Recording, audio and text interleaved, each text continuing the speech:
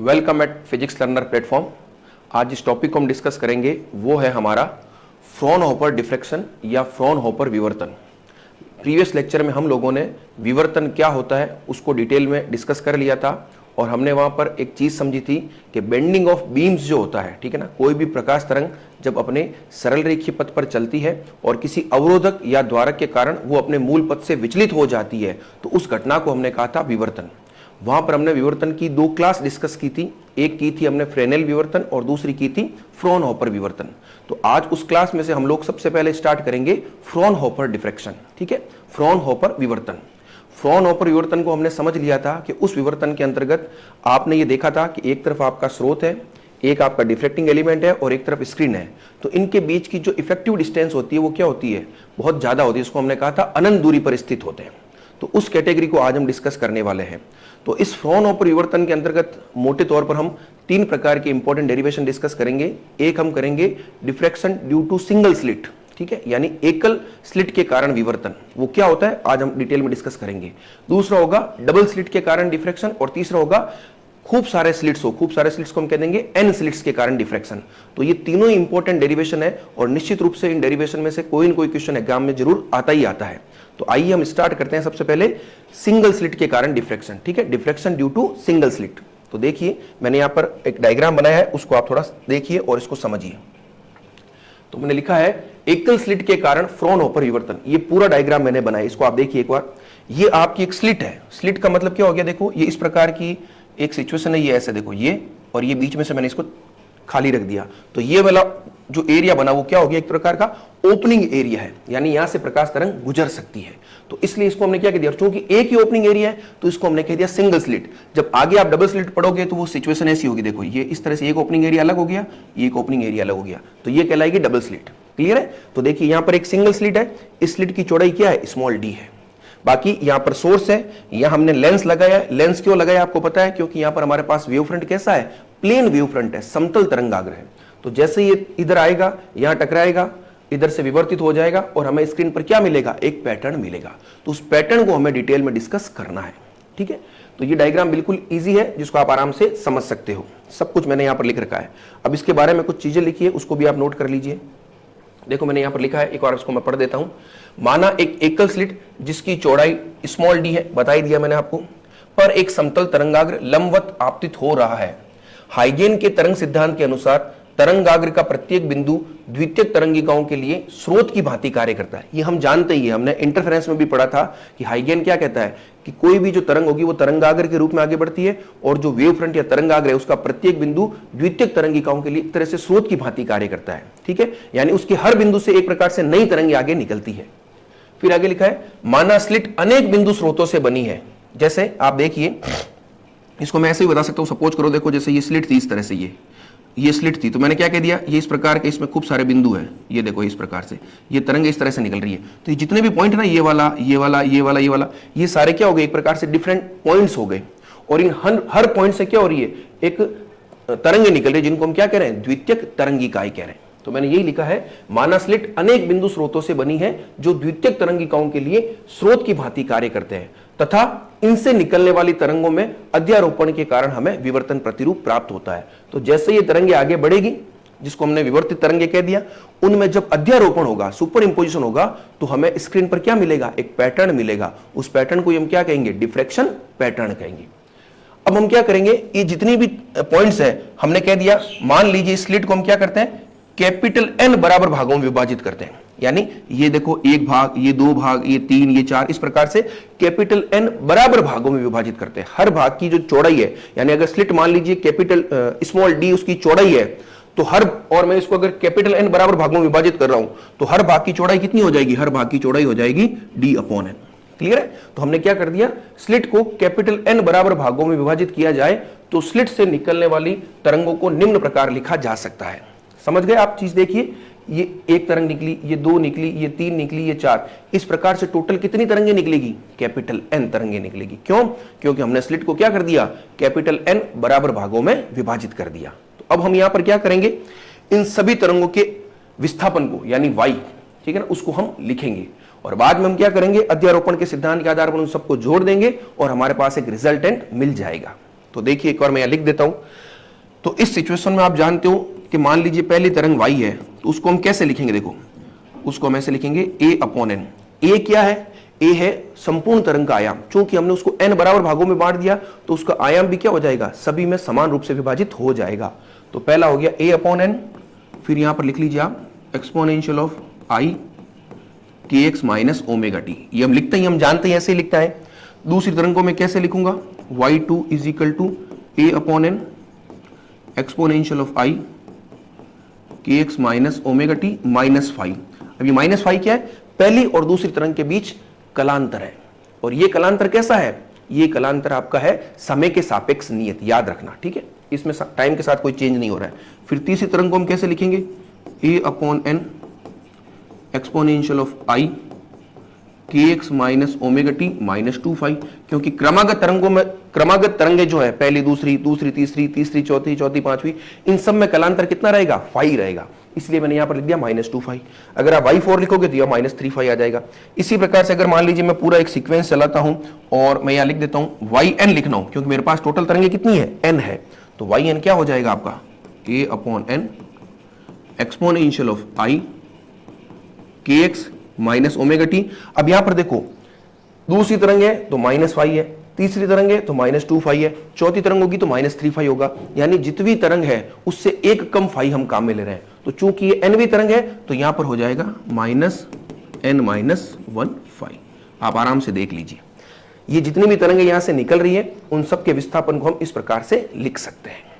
और यहां पर आप ये भी चीज नोट कीजिएगा, फाई क्या है उसको भी नोट कीजिए। फाई क्या है, फाई आप लिख लीजिए, फाई है दो क्रमागत तरंगों में कलांतर, ये ध्यान रखना, ठीक है। फाई क्या है, दो क्रमागत तरंगों में कलांतर, phase difference between two consecutive waves. तो ये आपने नोट कर लिया। अब आपका अगला काम कुछ नहीं है, आपका अगला काम बहुत सिंपल है, आपको इनके मध्य क्या करवाना है, अध्यारोपण करवाना है, ये हो ही रहा है, और उस अध्यारोपण को हमें एक रिजल्टेंट के रूप में लिखना है। तो देखिए आगे मैंने कुछ और चीजें लिखी है। अब देखिए वो जो डायग्राम था उसको मैंने यहां पर थोड़ा सी बांट करके लिखा है वापस। ये आपके सिंगल स्लिट थी, ये कई सारी तरंगें निकल रही है। अब मैंने क्या किया, इसको छोटे से भाग में लेकर के यहां पर एक भाग ले लिया इसका, ये जो पूरा पार्ट है ना इसका, ये वाला पार्ट ले लिया केवल 2। तो आपको पता है ये पूरी डिस्टेंस तो जो है वो तो है आपकी d, और इसको हमने क्या कहा, कैपिटल N बराबर भागों में बांटा है, तो एक भाग कितना हो जाएगा d/n। तो अगर मैं इसको यहां पर बड़ा करके दिखाता हूं तो ये वाला भाग हो जाएगा मेरा d/n। क्लियर है। अब ये तरंग और ये तरंग, हमें पता है कि जब भी हम इस प्रकार से अध्यारोपण करते हैं तो हमें इक्विवेलेंट फेज पाथ डिफरेंस यानी पथांतर चाहिए, और पथांतर निकालने का तरीका हम जानते हैं, 1 से 2 पर आप क्या करते हो, इस प्रकार से परपेंडिकुलर ड्रॉ करते हो। तो ये आपकी जो टोटल डिस्टेंस है वो कहलाती है पथांतर, और ये कितनी हो जाएगी, मान लीजिए एंगल अगर थीटा है तो ये हो जाएगी आपकी d/n sin थीटा। बिल्कुल सिंपल सी चीज है, मैंने बिल्कुल क्लियर कट यहां पर अलग से ओपन करके दिखा दिया। तो तरंग 1 और 2 के बीच में पथांतर कितना हो गया, d/n sin थीटा, और पथांतर को हम कैसे लिखते हैं, डेल्टा। तो डेल्टा क्या हो गया आपका, d/n sin थीटा। और आप पथांतर और कलांतर में एक रिलेशन भी जानते हो, क्या होता है, हम जानते हैं कि phi is equal to 2π/λ into पथांतर। तो यहां से आपका फाई कितना हो गया, फाई हो गया 2π/λ, और ये हो गया d/n sin थीटा। इस फॉर्मूले का आप ध्यान रखिएगा, आगे ये काम आने वाला है। क्लियर है। तो अभी तक हमने क्या क्या कर लिया कि जो स्लिट से विभिन्न तरंगें निकल रही है उन सब के विस्थापन को लिख लिया, और उनके बीच में जो कलांतर हमने कहा था, दो क्रमागत तरंगों में मध्य कलांतर कितना है, फाई है, तो उस फाई के मान को भी हमने लिख लिया है। क्लियर है। अब हम कुछ नहीं करेंगे, उन तरंगों में अध्यारोपण कराएंगे। तो आगे आप एक लाइन लिख लीजिए, आप लिखिए अध्यारोपण के सिद्धांत से आप क्या लिख सकते हो, आप लिख सकते हो y is equal to y1 plus y2 plus y3, इस प्रकार से yn। तो एक बार मैं इन सबके मान लिख देता हूं, आप देख लीजिए y इज इक्वल टू, देखो a/n exponential of i kx minus omega T plus a/n exponential i kx minus omega T minus 5 plus A upon N exponential of I K X minus omega T minus 2 phi, और इस प्रकार से ये क्रम चलेगा A upon N exponential of I K X minus omega T minus of N minus 1 phi. ठीक है, तो ये आपने इन सबको लिख दिया। अब सिंपल सा कुछ नहीं है, इसको आप केवल एक सिंपल मैथमेटिकल कैलकुलेशन करोगे। उस कैलकुलेशन को मैं सीधा ही लिख देता हूं और आपको वो स्टेप बता देता हूं ताकि हमारे लिखने का समय जो है वो बच जाए। आप उसको एक बार नोट कर लीजिए। तो इसको मैंने आगे थोड़ा लिखा, एक लाइन आप देखिए उसको। तो मैंने क्या किया, ए अपॉन एन एक्सपोनेंशियल आई K X minus omega T क्या कर लिया, कॉमन ले लिया। तो आप देख सकते हैं, वापस मैं दिखा देता हूं। जैसे आप यहां से ये कॉमन लोगे तो यहां तो बच जाएगा 1, यहां पर बच जाएगा एक्सपोनेंशियल माइनस आई फाई, यहां बच जाएगा एक्सपोनेंशियल माइनस 2 आई फाई, और यहां बच जाएगा exponential minus of i n minus 1 phi. तो वही मैंने लिखा है, देखिए पूरा। अब आप देखिए, ये एक सीरीज है, और ये सीरीज कैसी है, ज्योमेट्रिकल प्रोग्रेशन है, जीपी है, गुणोत्तर श्रेणी है, और वो भी कैसी है, अनंत पदों की नहीं है, सीमित पदों की है। टोटल पद कितने इसमें, टोटल पद है कैपिटल एन, क्योंकि ये पहला पद हो गया, ये दूसरा, तीसरा, इस प्रकार से एन माइनस 1 है, तो टोटल पद हो गए आपके एन, क्योंकि ये तो एन माइनस 1 है और ये पहला, तो n minus 1 plus 1 is equal to n. तो ये आपके पास एक है जीपी, ज्योमेट्रिकल प्रोग्रेशन एन पदों की। तो उसका जो योगफल होता है उसका फॉर्मूला आपको पता होना चाहिए, अगर नहीं है तो यहां पर मैं साइड में लिख देता हूं। उसका फॉर्मूला होता है ए 1 माइनस आर की power n upon 1 minus r. ये फॉर्मूला होता है एन पदों वाली गुणोत्तर श्रेणी का योग, जहां ए होता है आपका प्रथम पद, आर होता है सार्व अनुपात यानी कॉमन रेशियो, और ये एन हो जाएंगे टोटल पद। तो यहां पर ए यानी प्रथम पद तो आपका 1 है, सार्व अनुपात कितना है, वो है simply exponential minus i phi, क्योंकि सार्व अनुपात हम कैसे निकालते हैं, दो क्रमागत जो पद होते हैं उनमें आप डिवीजन करते हो तो आपको सार्व अनुपात मिल जाता है। और स्मॉल एन यानी एन पद है, तो यहां पर हमारे पास कैपिटल एन पद है। तो इसका जब आप यूज करोगे तो मैं सीधा लिख देता हूं, क्या आएगा देखो, ए upon N exponential of I K X minus omega T, ये प्रथम पद, और प्रथम पद तो 1 हो गया, तो 1, फिर ये 1 माइनस आर की पावर एन, तो आपका आर तो है एक्सपोनेंशियल माइनस आई फाई, और एन है आपकी कैपिटल एन, तो इसको देखो मैं ऐसे लिख सकता हूं माइनस आई एन फाई, और अपॉन में 1 माइनस आर, तो ये लीजिए exponential of minus i phi. ये आपका सिंपल सा हो गया गुणोत्तर श्रेणी का योग। अब देखो हम यहाँ पर थोड़ा सा मैथमेटिकल कैलकुलेशन करेंगे, मैं सीधा लिख दूंगा अभी, ठीक है ना, जो लिखा हुआ वो बता दूंगा ताकि वो वीडियो में हम लिखने में टाइम वेस्ट ना करें। यहाँ पर मैं थोड़ी मैथमेटिकल कैलकुलेशन करने वाला हूँ, तो उसको आप एक बार सीधा ही लिख लीजिए। तो यहाँ पर मैंने इसको पूरा मैथमेटिकली कैलकुलेट कर दिया है। तो देखिए, ये तो आपने लिख ही लिया था जीपी, फिर मैंने यहाँ पर कुछ नहीं किया है। इस पद को आप देखोगे तो यहाँ से मैंने क्या किया है, exponential minus i n 5/2 common ले लिया ऊपर, और नीचे एक्सपोनेंशियल माइनस आई 5/2 कॉमन ले लिया। तो जैसे ही माइनस एन 5/2 और माइनस आई 5/2 कॉमन लूंगा तो यहाँ पर बच जाएगा प्लस का एन 5/2, यहाँ बच जाएगा प्लस का आई 5/2, और उस प्रकार से लिख दिया। बहुत सिंपल सी मैथमेटिक्स है, ठीक है। फिर आप देखोगे ये जो पद है, आप लोग एक फॉर्मूला जानते हो, ई की पावर, आप इस तरह समझ सकते हो, ई की पावर आयोटा थीटा माइनस ई की पावर माइनस आयोटा थीटा, वो जो होता है वो साइन थीटा के बराबर होता है, ठीक है। तो उसी प्रकार से इसको भी आप साइन थीटा लिख सकते हो। तो बिल्कुल सिंपल है, जो भी एंगल है उसका साइन बन जाता है जब ई की पावर में बीच में माइनस होता है। ये सिंपल मैथमेटिक्स है जो आप जानते हो। तो ये तो हो जाएगा साइन एन 5/2, ये हो जाएगा साइन 5/2। आप आराम से उतार लीजिएगा, इसको समझ लीजिएगा। फिर मैंने थोड़ा बहुत मैथमेटिकल कैलकुलेशन किया, इसको इसके साथ लिख दिया, और ये एक्सपोनेंशियल सारे एक साथ लिख दिए। तो ये हो गया एक्सपोनेंशियल आई K X minus omega T, ये माइनस एन माइनस 1 5/2। तो ये मैंने इस प्रकार से y का मान लिख दिया। अब इस y को जब मैंने लिखा है तो इसके आगे आप देखिए, इस y को मैं थोड़ा और सिस्टमेटिकली लिख देता हूं। जो हमारा पहला पद था उसको मैं लिख दूंगा कैपिटल R, और ये हो जाएगा एक्सपोनेंशियल ऑफ i के X minus omega T minus delta, ठीक है। इसको मैंने इस तरह से लिखा है। जहां आप नोट कीजिएगा, जहां R क्या हो जाएगा, R हो जाएगा a upon n sine n 5/2 upon sine 5/2। और ये क्या है, ये r आया कहां से, कई सारी तरंगें जब अध्यारोपित हो रही थी तो उन तरंगों के कारण जो हमें परिणामी तरंग मिलेगी उसका तो ये विस्थापन है, उसका अगर ये विस्थापन है तो ये हो जाएगा उसका परिणामी आयाम, और ये हो जाएगी परिणामी कला। तो r हो गया आपका एक तरह से परिणामी आयाम, r हो गया परिणामी आयाम। और डेल्टा क्या हो जाएगी, डेल्टा जो आपका है, एक मिनट, डेल्टा का मान है आपका n माइनस 1 5/2, और ये है आपकी परिणामी कला। तो ये दो चीजें आपको नोट करनी है। तो यहां तक हमने क्या देख लिया कि सिंगल स्लिट के कारण जो कई सारी तरंगें निकल रही है, उन तरंगों में जब अध्यारोपण होगा तो जो हमें परिणामी तरंग मिलेगी, उस परिणामी तरंग का आपके पास विस्थापन ये होगा, उस परिणामी तरंग का आयाम ये होगा। अब पैटर्न निकालना हमारे लिए बहुत आसान है। परिणामी आयाम से हम निकालेंगे परिणामी तीव्रता। उस परिणामी तीव्रता का जो भी हमारे पास एक्सप्रेशन आएगा, उसके लिए हम एक बार संपोषी व्यतिकरण के कारण क्या प्रतिबंध मिल रहे हैं वो निकालेंगे, एक बार विनाशी व्यतिकरण। संपोषी विनाशी का मतलब हो गया उच्चिष्ट और निम्निष्ट, इस तरह से हम करने वाले हैं और उसके आधार पर हम पूरे पैटर्न को यहां पर समझने वाले हैं। तो आगे मैं कुछ और चीजें नोट करता हूं, उसको भी आप लिख लीजिए।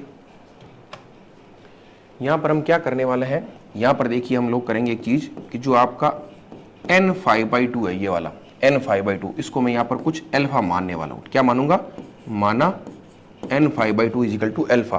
तो अब मैं थोड़ा देखो कैलकुलेशन करता हूं सिस्टमेटिक। तो यहां से देखो r क्या हो जाएगा, r हो जाएगा a/n साइन अल्फा अपॉन, ये 5/2 है तो 5/2 हो जाएगा अल्फा/n।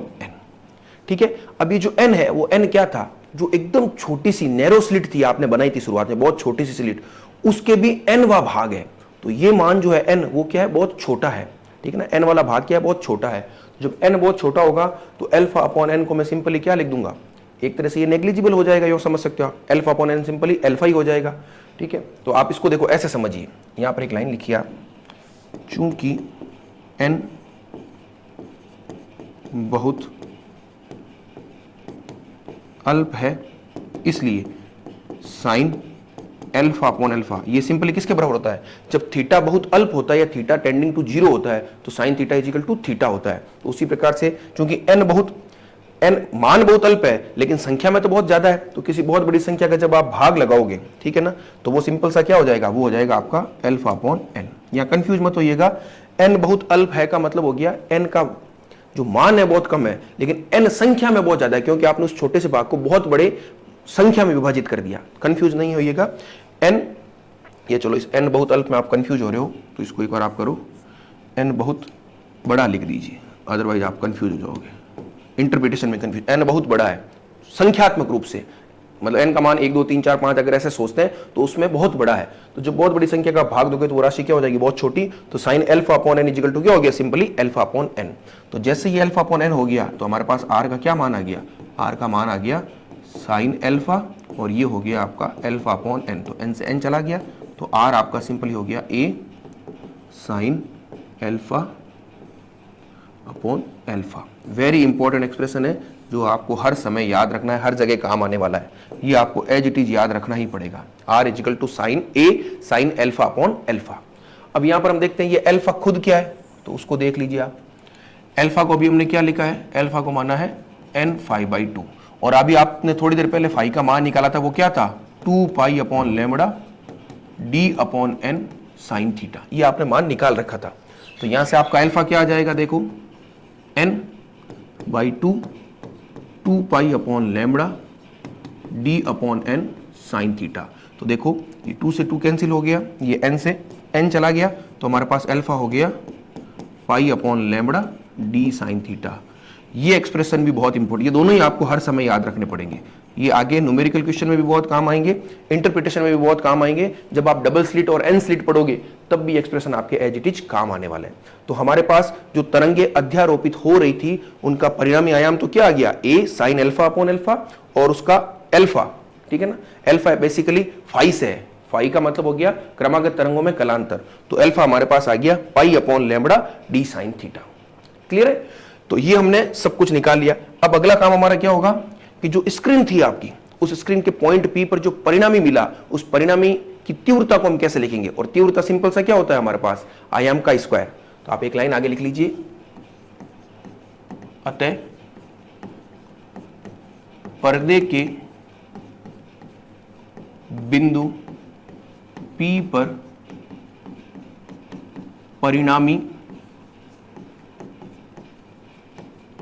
तीव्रता वो क्या हो जाएगी, उस तीव्रता अगर मैं IP लिखता हूं तो वो हो जाएगी सिंपली r स्क्वायर, और r स्क्वायर जब मैं कहूंगा तो ये हो जाएगी a square sine square alpha alpha square. ये एक्सप्रेशन हो गया आपके परिणामी तीव्रता का, ये आपको ध्यान रखना है।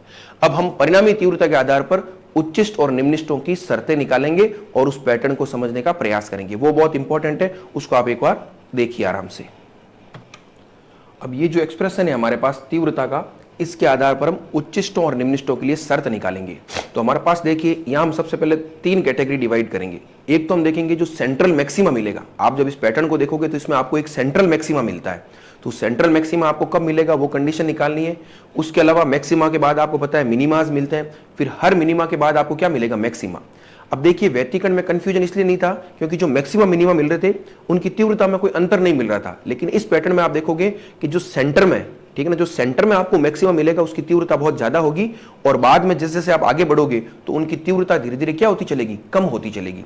इसलिए यहां पर हम 3 कैटेगरी पढ़ लेंगे। एक तो सेंट्रल मैक्सिमा, फिर दूसरे मिनिमास, और फिर जो अदर मैक्सिमास बन रहे हैं सेंट्रल मैक्सिमा के अलावा उनके लिए अलग कंडीशन हम फाइंड करेंगे। तो इसीलिए मैंने 3 ब्लॉक्स बनाए, तो आप एक एक करके आराम से समझ लीजिए। ये पैटर्न जब आप लास्ट में पूरा कैलकुलेशन करोगे तो आपको खुद को ही पता चल जाएगा कि पैटर्न ऐसा क्यों मिल रहा है। बहुत ध्यान से इसको आप देखते रहिए। तो सबसे पहले आप लिखिए यहां पर केंद्रीय उच्चिष्ट, जिसको हम कहते हैं सेंट्रल मैक्सिमा। तो केंद्रीय उच्चिष्ट का क्या मतलब हो गया, केंद्रीय उच्चिष्ट की स्थिति में, ठीक है ना, आप ध्यान रखिए उच्चिष्ट जब भी मिलता है तब पथांतर हमेशा क्या हो जाएगा, शून्य हो जाएगा। आप जानते हो पथांतर की कंडीशन, संपोषी व्यतिकरण पथांतर की क्या कंडीशन होती है, एन लैम्बडा, ठीक है ना। तो सबसे पहले एन लैम्बडा, तो एन का मान 0 से स्टार्ट होता है, तो सबसे पहला मैक्सिमम आपको क्या मिलेगा, एन इजिकल टू 0, ठीक है। तो ये ध्यान रखना है। तो इस स्थिति में आप लिख सकते हो, आप लिखिए, एक सेकेंड, आप लिखिए इस स्थिति में डेल्टा इजिकल टू 0।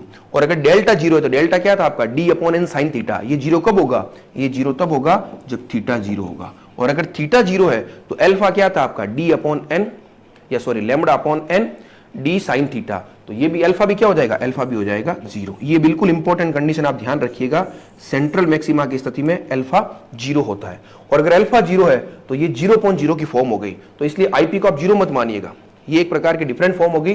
तो sine theta upon theta, theta tends to जब 0 होता है तो उसका मान होता है 1। ये इंपॉर्टेंट इन फॉर्मूला या एक्सप्रेशन आप जानते हो, when limit theta tends to 0 sine theta upon theta is equal to 1।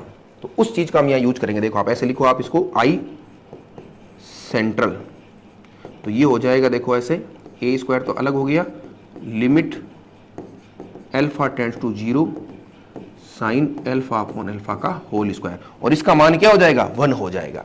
तो आपके पास सिंपल सा आई सेंट्रल क्या आ गया, देखो आई सेंट्रल जो है आपका वो आ गया सिंपली ए स्क्वायर, ठीक है।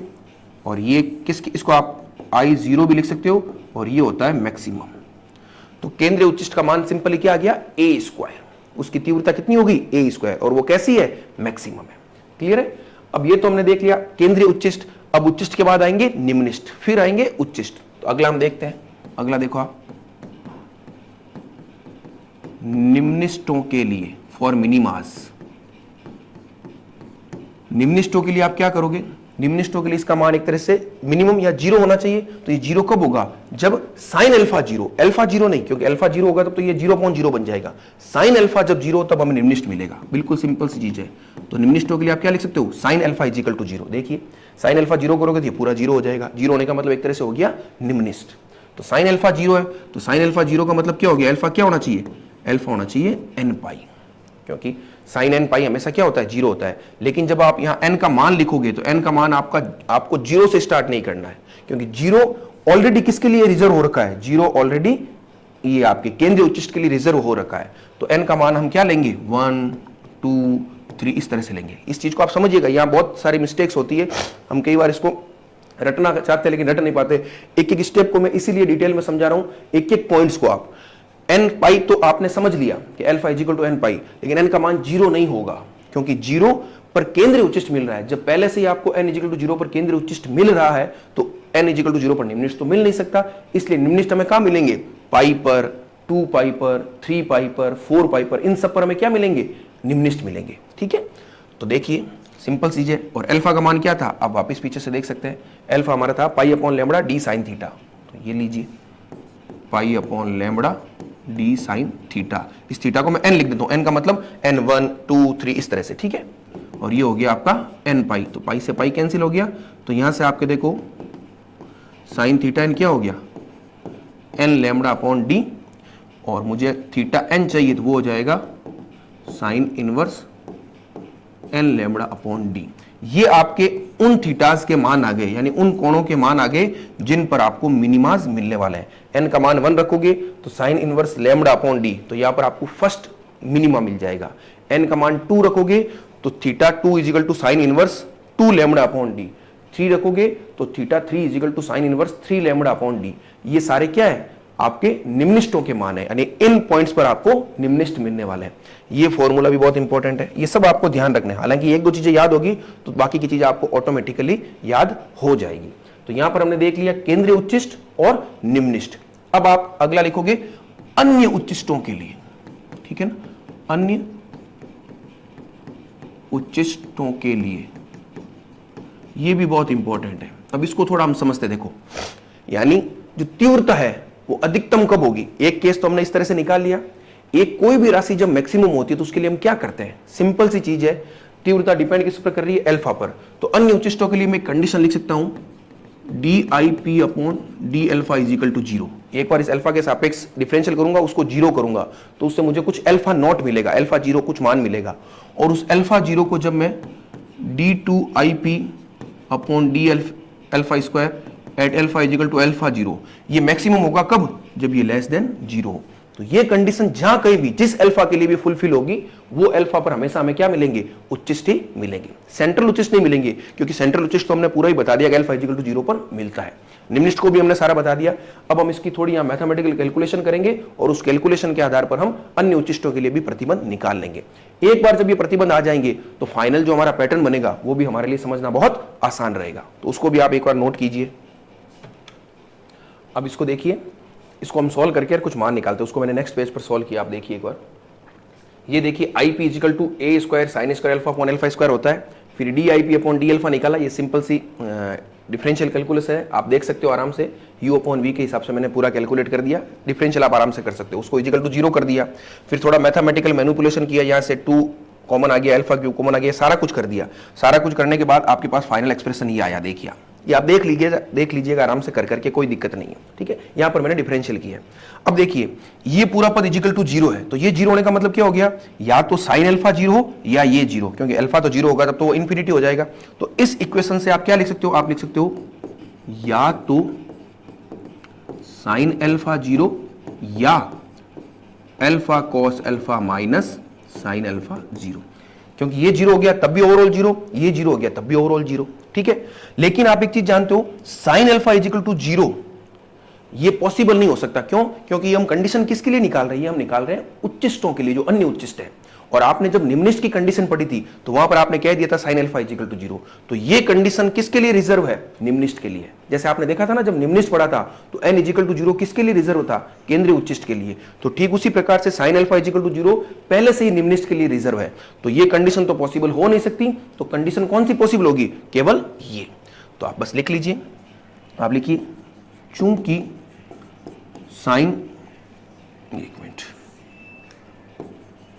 चूंकि sine alpha is equal to 0 पर निम्निष्ट प्राप्त होते हैं,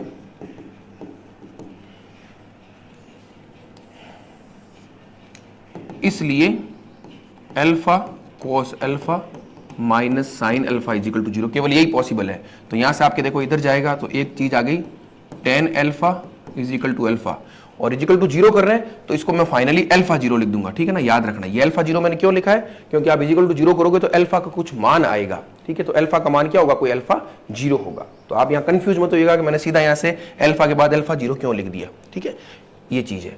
तो इस समीकरण को मैं दो तरह से लिख सकता हूँ, देखो इसको मैं लिख सकता हूँ कोई y is equal to alpha 0 और y is equal to tan alpha 0। तो इसका मतलब क्या हो गया, tan alpha 0 is equal to alpha 0। ये इस प्रकार की जो समीकरणें होती है, अब इसको हमें सॉल्व करना पड़ेगा। ये अबीजीय समीकरणें कहलाती है, ट्रांसीडेंटल इक्वेशंस कहलाती है, और इनको सॉल्व करने का एक स्पेशल मेथड होता है, ग्राफिकल मेथड होता है, वो अभी मैं पूरा यहाँ करके बताऊंगा, तब आपको पता चल जाएगा। तो यहाँ एक लाइन लिख लीजिए, यह अबीजीय समीकरण है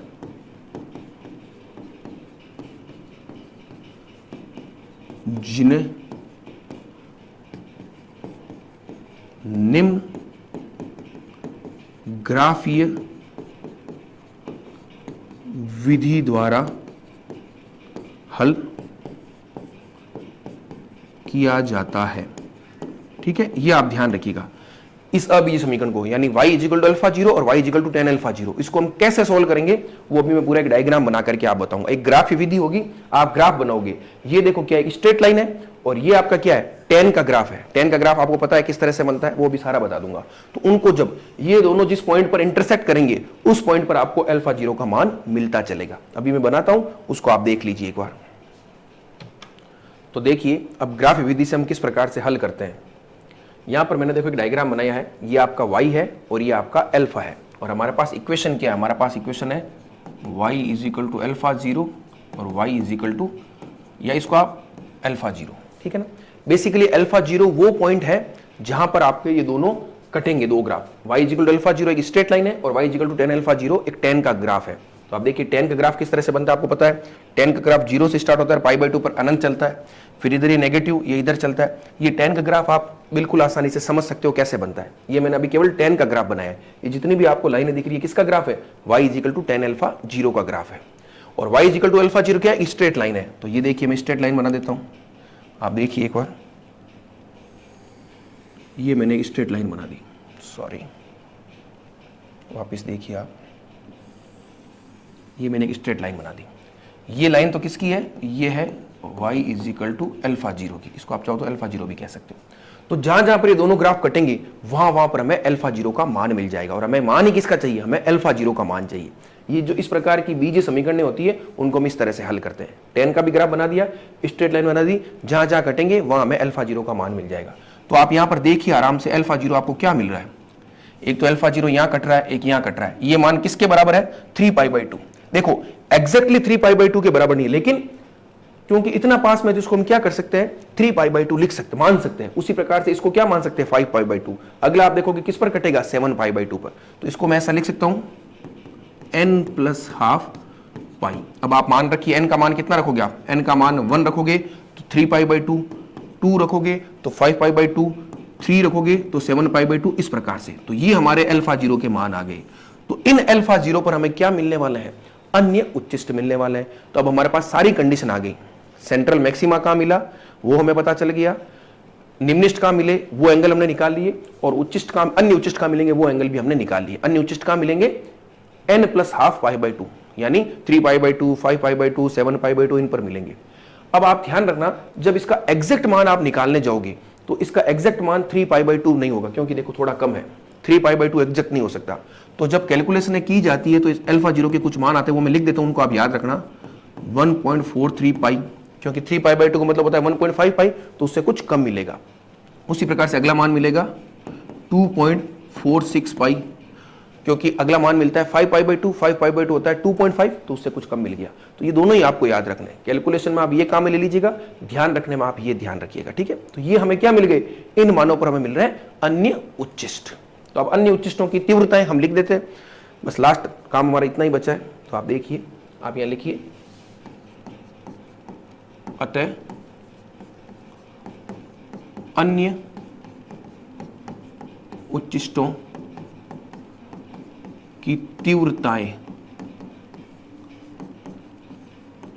निम्न होगी।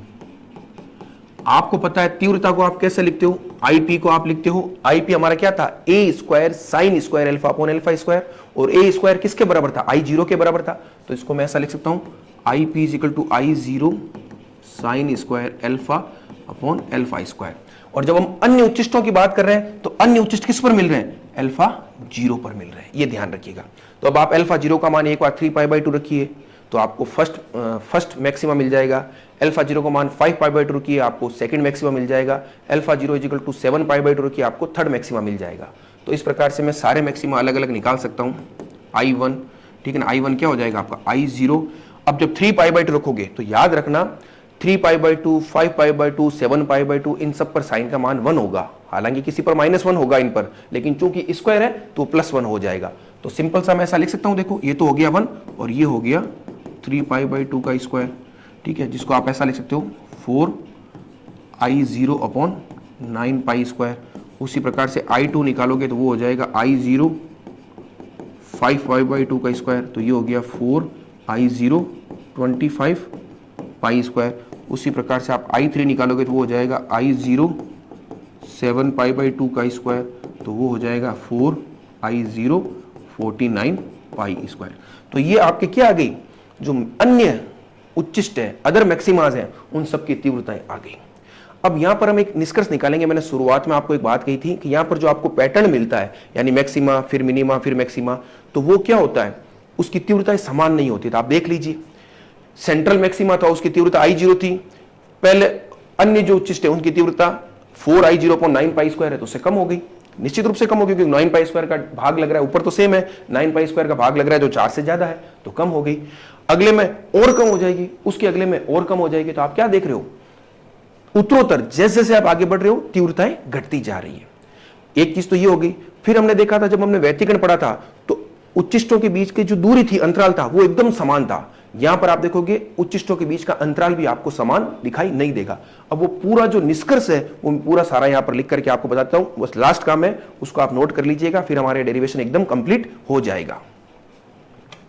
तो अब आप लास्ट में एक काम देख लीजिए, ये हमने सारे मान लिख दिए हैं, इसको मैंने थोड़ा मैथमेटिकली सॉल्व भी कर दिया है। ये जो 4i0/9 पाई स्क्वायर है, इसको मैंने लिख दिया 4.96% ऑफ i0। आप कैलकुलेट करके देख लीजिएगा। इसको मैंने लिखा है 1.68% ऑफ i0, और ये हो जाएगा 0.83% ऑफ i0। तो आप यहां पर एक चीज क्या देख रहे हो कि तीव्रताएं उत्तरोत्तर तेजी से घट रही है, क्योंकि ये तो i0 था पहला, फिर अगला केवल 4.96% ही रह गया, उसका अगला 1.68% ही रह गया, फिर अगला 0.83% ही रह गया। तो ये हमारे अन्य उच्चिष्टों की तीव्रता है। अब हम कंक्लूजन लाइन के लिए मैंने देखो यहां पर एक सारणी बनाई, उसको आप देखिए। यहां पर मैंने लिखा है, एकल स्लिट के कारण विवर्तन प्रतिरूप में उच्चिष्टों की स्थिति व तीव्रता निम्न प्रकार प्राप्त होती है। इनको आप देखिए एक बार। सबसे पहले मैंने लिखा है सेंट्रल मैक्सिमा, फिर प्रथम उच्चिष्ट, फिर द्वितीय उच्चिष्ट। तो सेंट्रल मैक्सिमा आपको कहां मिलता है, i=i0 मिलता है, और कहां मिलता है, α=0 पर। प्रथम उच्चिष्ट आपने देखा था अभी कितना मिला, 4.96% ऑफ i0, और ये मिलेगा कहां, α=1.43 पाई। वैसे तो 3π/2 होता है, लेकिन एग्जैक्टली मान क्या है, 1.43 पाई। सेकंड मैक्सिमा कहां मिलेगा, α=2.46 पाई, और कितना मिलेगा, 1.68% ऑफ i0। अब इन तीनों मान को देख करके आपको क्लियर पता चल रहा है कि एक तो तीव्रताएं उत्तरोत्तर तेजी से घट रही है, और इनके बीच का जब आप अंतराल देखोगे, यानी केंद्रीय उच्चिष्ट और प्रथम उच्चिष्ट के बीच का, तो वो कितना है, 1.43 पाई। जब आप प्रथम और द्वितीय का देखोगे तो वो कितना आ जाएगा, वो आ जाएगा 1.03 पाई। तो असमान है कि नहीं है। फिर आप दूसरा और तीसरे के बीच में देखोगे तो और अलग आएगा। तो कहने का मतलब हो गया कि जब आप इसके डिफ्रेक्शन पैटर्न को देखोगे एकल स्लिट के, तो वहां पर आपको सेंट्रल मैक्सिमा जो है उसकी तीव्रता बहुत ज्यादा मिलेगी, फिर अन्य उच्चिष्टों की तीव्रताएं तेजी से उत्तरोत्तर घटती हुई नजर आएगी, और इन उच्चिष्टों के बीच का जो अंतराल है वो भी कैसा है, असमरूप है। तो ये सबसे इंपॉर्टेंट लाइन है जो मैंने लास्ट में लिख दी है। इस प्रकार स्पष्ट है कि क्रमागत उच्चिष्टों, क्रमागत मतलब सेंट्रल फर्स्ट सेकंड थर्ड, क्रमागत उच्चिष्टों के मध्य अंतराल असमरूप प्राप्त होता है, आपने देख लिया, तथा इनकी तीव्रताएं उत्तरोत्तर तेजी से घटती जाती है। तो ये इस प्रकार से कंप्लीट डिस्क्रिप्शन था, वो किसका था, एकल स्लिट के कारण विवर्तन का था, जिसको हमने इनिशियल से स्टार्ट किया था और हमने पूरा बता दिया। और लास्ट में इसका डायग्राम बना रखा है, उसको आप देख लीजिए। ये तीव्रता पैटर्न है, आप देख लीजिए। α=0 पर आपको केंद्रीय उच्चिष्ट मिल गया, फिर α=π पर, क्योंकि sin α=0 था, तो α=π, 2π, 3π पर निम्निष्ठ मिल रहा है। तो आप देख लीजिए, π पर निम्निष्ठ, 2π पर निम्निष्ठ, आगे वापस 3π पर निम्निष्ठ। प्रथम उच्चिष्ट कहां मिल रहा है, 3π/2, एक्जैक्टली 3π/2 नहीं, थोड़ा इधर है, ठीक है ना, लेकिन 3π/2 के लगभग बराबर है। सेकंड उच्चिष्ट 5π/2। तो इस प्रकार से ये पैटर्न है। तो यहां तक जब आप इसको पूरा कंप्लीटली लिखोगे तब ये डेरिवेशन आपका कंप्लीट माना जाएगा। इसके अंतर्गत जितने भी डायमेंशन थे वो हमने सारे कवर कर लिए हैं। लेक्चर काफी बड़ा हो गया है, लेकिन चूंकि इस लेक्चर को हमें एक ही साथ करना था, इसलिए आप इसको इस तरह से लेक्चर को बड़ा किया गया है। आप इसको आराम से धीरे धीरे सुनिए, एक एक चीज को नोट कीजिए और समझिए, क्योंकि आगे जब हम डबल स्लिट पढ़ेंगे और एन स्लिट पढ़ेंगे तो ये जितने भी फॉर्मूला मैंने जिसमें जो इंपॉर्टेंट लिखे हैं वो एज इट इज आपके काम आने वाले हैं। और इस टॉपिक से न्यूमेरिकल क्वेश्चंस भी पूछे जाते हैं, उनको भी हम एक सेपरेट लेक्चर में डिस्कस करने वाले हैं। तो इस लेक्चर को मैं यही समाप्त करूंगा। हाँ, एक काम और करते हैं, इसका QR कोड जनरेट कर लेते हैं। तो ये इस पूरे लेक्चर का QR कोड है, जिसकी सहायता से आपको पैनल PDF मिल जाएगी। तो इसको आप आराम से सेव कर लीजिए। अब नेक्स्ट लेक्चर में हम लोग डबल स्लिट को डिस्कस करेंगे। Thank you.